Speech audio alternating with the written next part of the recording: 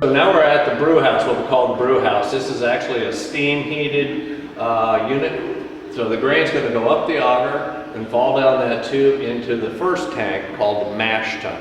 And basically all we're going to do here is we're going to mix it with the grains with water, and we're trying to get those enzymes to come out and work on those carbohydrates and convert them over to sugars.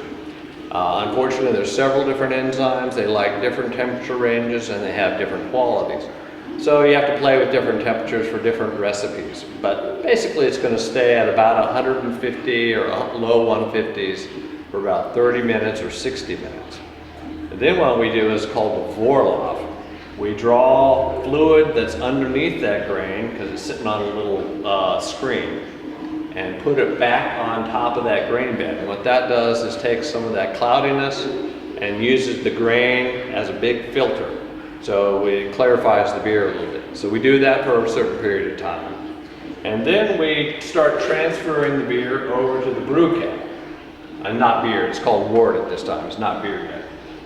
Transferring it over to the brew cap. And as it's transferring, we pour hot water over the top of that grain bed. And basically just rinse that grain bed of all the sugars we can. Now this is called the brew cap.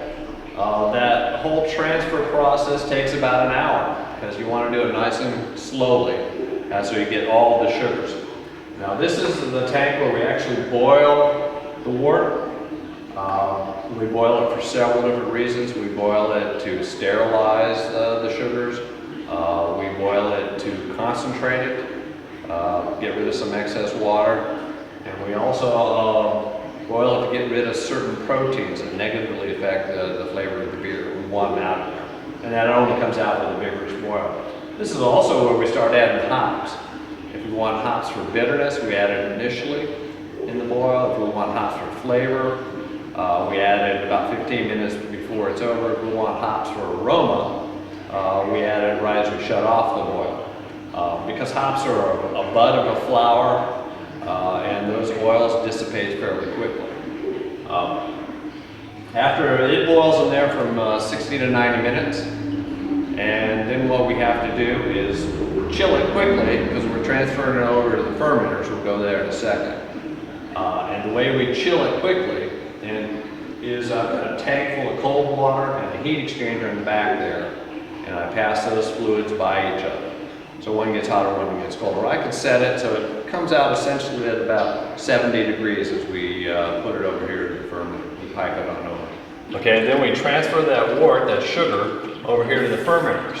Now this is a temperature controlled environment. I can set the atmosphere for these yeast. And I'm trying to give these yeast what we all want.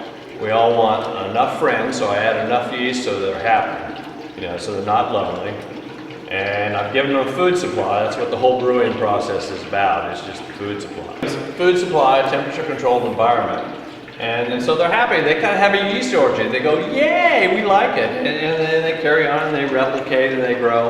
And as part of that process, what they're doing is making a lot of different flavors. They're making alcohol and of course CO2. Now, there's hundreds of different yeast varieties, and they all have their own flavor profile. So you have to choose the yeast for the type of beer you're trying to make. As you can see here, some of them blowing off the excess CO2. And basically they'll stay in here for about a week or 10 days due to the primary fermentation. And then most of them, because they've used up the available food supply, they go dormant. So they fall down to the bottom of the tank. That's why these tanks are kind of cone shaped, so it can draw the yeast off the bottom or the beer off the top in some cases. Then we do a secondary fermentation for generally weeks. Then when I think the beer is done, I transfer it over here to these bright tanks where I carbonate it. They're called bright tanks because we add some finings and we let them clarify a little bit and the flavors mature. Beer is broken down to two basic types, ales and lagers. And that's all just the type of yeast. Lager yeast like colder temperatures, so therefore they take longer to make because the yeast work more slowly. It takes 5 to 8 weeks to get a lager out. It takes 3 to 5 weeks generally to get an ale out. These are the bright tanks where the beer sits and clarifies. And when I think the beer is ready, when the flavors are matured, that's when we keg and bottle it. You know, we sample these things as time goes by, and it's a job everybody wants. I feel very fortunate